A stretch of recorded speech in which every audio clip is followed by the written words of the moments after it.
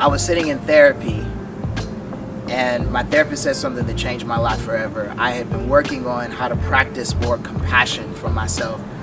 I was typically way kinder and more gracious in the way that I described other people and having grace for their journeys, but I was real hard on myself.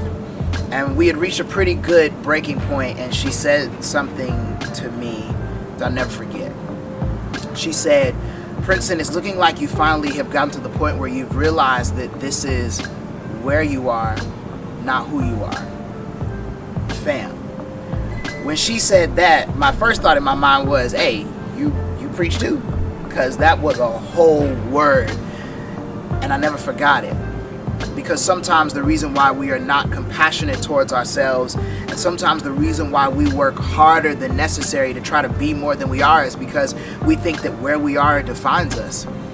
When in actuality, to be on a journey means that there is always going to be a fluidity. There's always going to be an evolving and a change. So where I am right now is not the totality of who I am. That's what you need to know in order to hear criticism in the right way.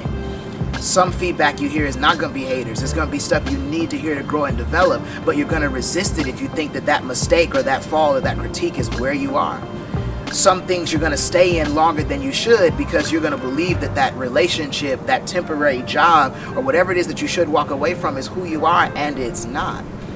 And then there are going to be some ways that you won't have compassion for yourself because you think that this moment and these things aren't it, and so we live our lives trying to prove.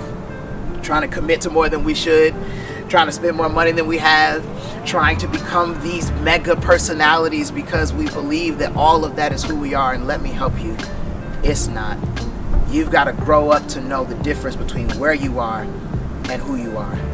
And if you hold on to who you are, then you can be productive, you can change lives, and you can have joy no matter where you are. The next time you get to a difficult point in your building journey, I want you to look yourself in the mirror and say, this is where I am, not who I am.